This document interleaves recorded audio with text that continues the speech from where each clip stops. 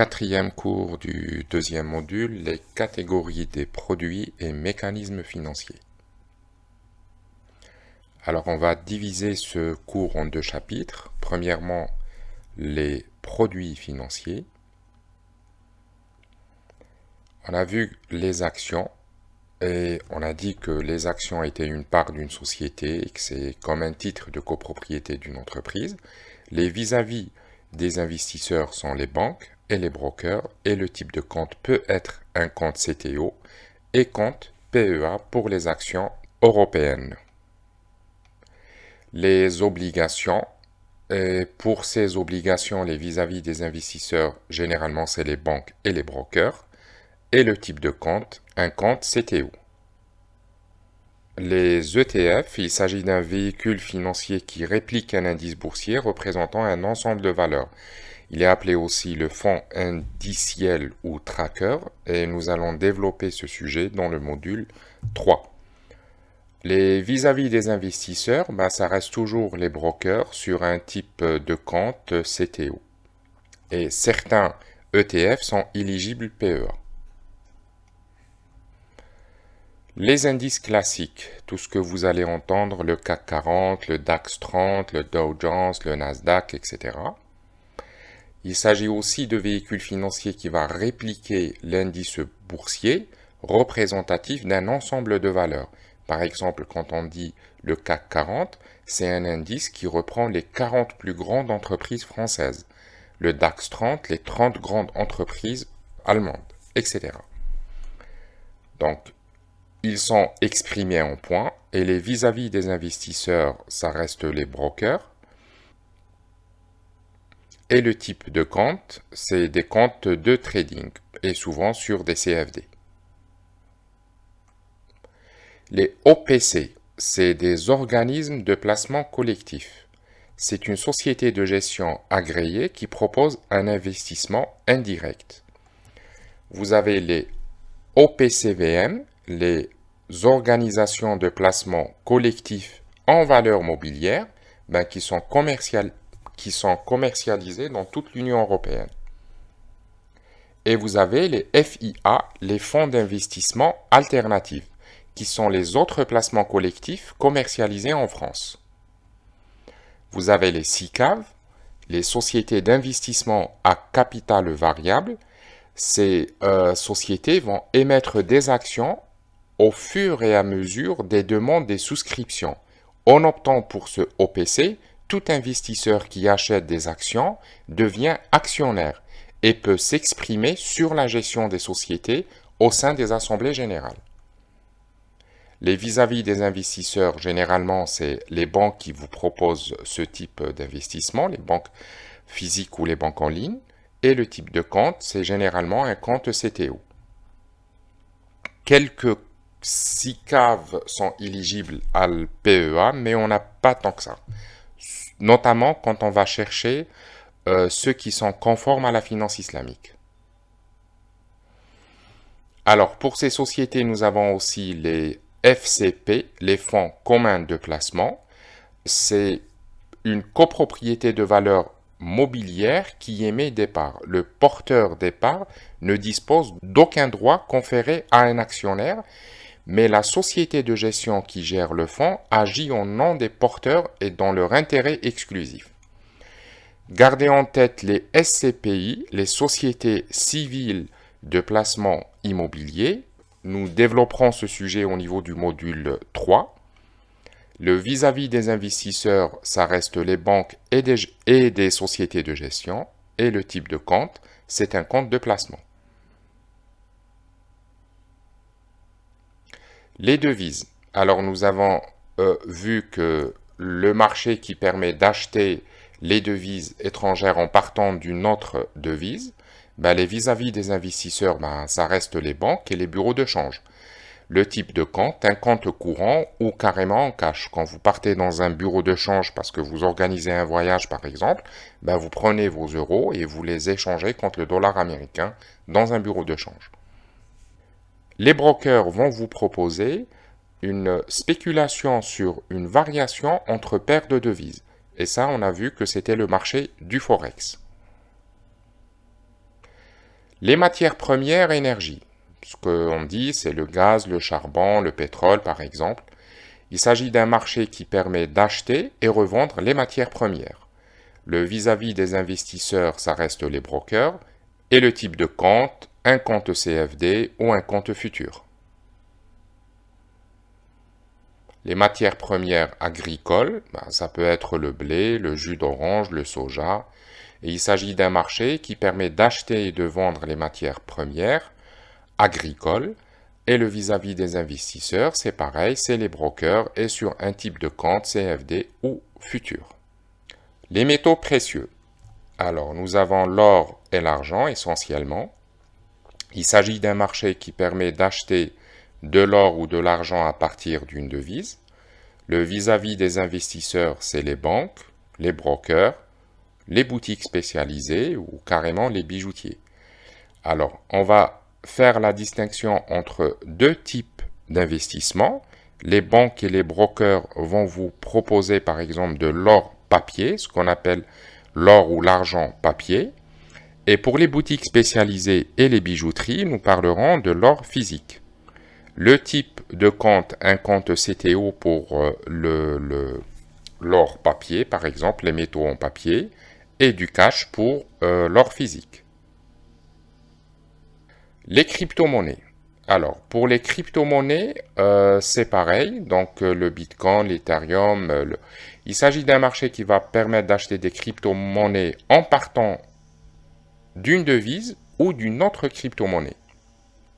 Le vis-à-vis des investisseurs, les plateformes spécialisées et les brokers. Le type de compte, c'est un compte crypto ou carrément sur les CFD. Chapitre 2, les mécanismes financiers. Nous avons vu les produits, mais maintenant les mécanismes. Donc, les mécanismes, on va parler des produits dérivés. Ce que vous allez entendre à chaque fois, les CFD. Par exemple, les CFD, les futurs, les options, les swaps. À chaque fois que vous voyez ce type de compte, à l'ouverture de votre compte par exemple, on va vous parler d'ouvrir un compte pour un produit dérivé. Les produits dérivés sont des investissements dont la valorisation dépend d'une valeur d'un autre instrument. C'est-à-dire, elle dérive de l'instrument qu'on appelle le sous-jacent. Le sous-jacent, c'est la vraie valeur, c'est l'action réelle de cette entreprise, mais il va dériver, on va dériver cette action qu'on appelle le sous-jacent sur un marché dérivé. Le vis-à-vis des investisseurs, c'est les brokers et le type de compte, c'est un compte dérivé au fait. Dès que vous êtes sur un compte CFD, c'est que vous êtes sur un compte dérivé. Vous allez acheter que des produits dérivés sur ce compte. Et là, on passe derrière mon écran pour vous montrer deux brokers XTB. Là, c'est sa page d'accueil pour ouvrir un compte. Et là, vous allez remarquer que ici, nous parlons de CFD. Il parle vraiment, dès que vous suivez cette démonstration pour ouverture de compte, vous êtes en train d'ouvrir un compte CFD. Et là, il explique lui-même, parce que c'est réglementé, les CFD sont des instruments complexes et présentent un risque élevé de perte rapide de capital en raison de l'effet levier. Et 80% des comptes d'investisseurs de détail perdent de l'argent lors de la négociation de CFD avec ce fournisseur. Passons à un autre compte, IG, pareil. Donc, il n'écrit pas CFD, etc. Mais il explique ici, regardez, c'est des produits dérivés. Les produits dérivés sont des instruments financiers complexes présentant un risque de perte en capital. Les pertes peuvent être extrêmement rapides. Donc, je vous donne des exemples sur des brokers qui sont réellement sur le marché CFD. Bien sûr, vous pouvez ouvrir un compte chez IG ou chez XTB, un compte CTO, mais ce n'est pas ce qu'ils offrent en premier. C'est-à-dire, dès que vous êtes sur leur site, ils vous poussent à ouvrir un compte dérivé, un compte CFD. Effet de levier. Nous avons vu la définition de l'effet levier. Nous donnons juste un exemple pour mieux comprendre ce mécanisme. Disons que le prix d'une action est de 8 euros. vous payez 80 €, soit la valeur de 10 actions, mais votre exposition est de 800 €, soit de 100 actions. Et ici, on dit que vous avez fait un levier de 10. Vous avez pris uniquement 10 actions, mais votre exposition est de 100 actions. Vous avez multiplié votre mise fois 10.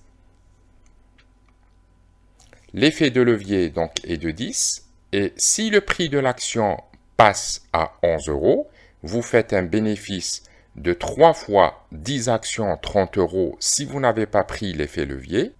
Et si le prix de l'action passe à 5 €, vous faites une perte de 3 € fois 10 actions. Ça, c'est l'effet normal.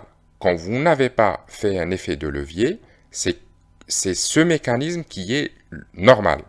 Avec l'effet levier, qu'est-ce qui se passe? Si le prix de l'action passe à 11 €, vous faites un bénéfice de 3 € fois les 100 actions parce que vous avez pris l'effet de levier, donc vous vous exposez à 10 fois votre mise et vous allez prendre 300 €. Et si le prix de l'action passe à 5 €, vous faites une perte de 3 fois 100 actions de 300 €. Et là, vous remarquez que votre perte est plus grande que votre investissement. Et c'est la raison qui fait que beaucoup d'investisseurs perdent la totalité de leur capital. La vente à découvert. Donc, c'est quoi la vente à découvert? La vente à découvert consiste à vendre un titre, une action par exemple, qu'on ne détient pas, mais dont on suppose que sa valeur va baisser, afin de réaliser une plus-value. Pareil, on va donner un exemple. Vous empruntez chez un broker 100 actions qui valent 8 €, vous supposez que le prix va baisser, vous vendez tout de suite les actions empruntées, vous avez donc 800 €. Deux cas de figure. Si le prix de l'action passe à 5 €, c'est-à-dire que vous aviez raison, votre perspective a été réalisée, vous avez estimé que le prix va baisser, en effet il a baissé à 5 €, vous achetez les 100 € à 500 € et vous rendez au broker ces 100 actions. Et vous faites un bénéfice de 800 moins 500, donc 300 €.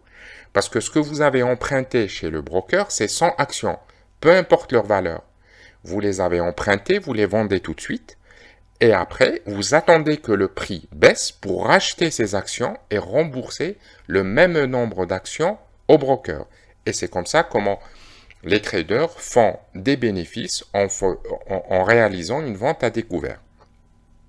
Et bien sûr, si vous n'avez pas raison et si le prix de l'action passe à 11 €, vous allez quand même racheter les 100 actions pour rembourser le broker et vous les achetez à 1100 € et en remboursant les 100 actions, vous faites une perte de 300 €. Donc comprenez très bien ce mécanisme de vente à découvert parce que on va le développer dans le prochain cours, mais gardez en tête que le principe est que vous vendez quelque chose que vous n'avez pas, que vous avez emprunté pour vendre tout de suite. Bien entendu, sur les plateformes de trading, etc., ça ne se passe pas comme ça. Hein. C'est en un seul clic que vous faites cette réalisation et personne ne vous explique réellement que vous êtes en train juste de parier à la baisse. Il ne se passe rien. Vous cliquez sur un bouton et vous êtes sur une position short. Et dès que les prix baissent, et vous appuyez sur un bouton et puis vous avez remboursé le broker et vous avez pris votre argent. Vous ne verrez jamais ce mécanisme réellement sur une plateforme de trading. Je vous explique ce qui se passe en back-office réellement. Donc comprenez que la vente à découvert, c'est vendre un titre que vous n'avez pas parce que vous spéculez que ce prix va baisser.